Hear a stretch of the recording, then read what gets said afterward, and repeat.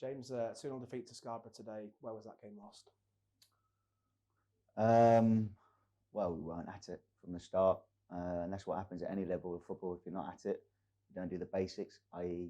we never won any first contacts, a lot of ball errors, a lot of controllables we didn't control, and too many set plays given away so we couldn't get any territory. But added to that, obviously we're going to the last line and they're dominating everything.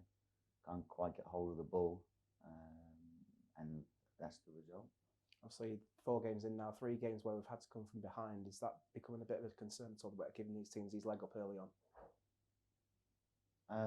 Well, you could reverse that and say we're coming to games, come back in on those 2 out of the 3. Well, so today we didn't manage to do that, but of course you want to score the first goal in the games. That goes without saying.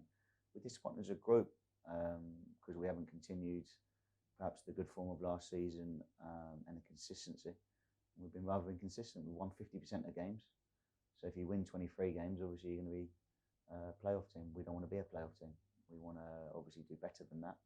Yes, we all know that we haven't recruited where we wanted to recruit at the end of the pitch. We've missed out on a few that perhaps we could go forward with. We need to correct that and correct it quickly.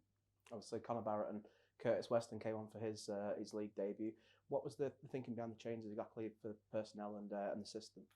Well, obviously we played with a left-footed right wing back at the moment because Conor is suffering with his thigh. He could only play maximum half an hour. He's got through 45 for us, so he came on the pitch a bit earlier than what I wanted.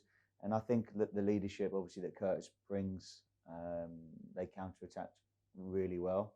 I think for this level, I think they're a high-level, good counter-attacking team. Sometimes you have to take your hat off on that.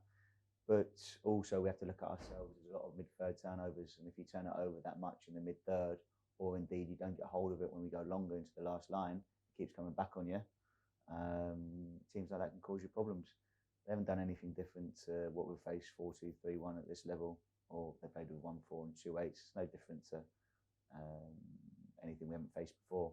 If they come down with you with 2-8s, they're 2 wide players and they're 9, then you have to go into the last line or you have to go in behind. We didn't do that well enough, whether that's getting hold of it, whether that was the right pass in behind. It was left short.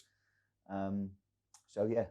And obviously the second goal was disappointing in terms of bad luck, which is kind of clear. It's come off Carla and it's ended up back at the centre forward's feet. So that can happen.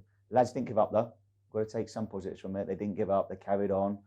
We had made their keeper work ultimately from distance because we lacked that figurehead in the 18-yard box still.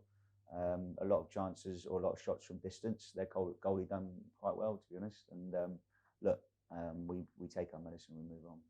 More positive note, obviously 2 games next week, the bank holiday fixture, 2 opportunities to fight back now.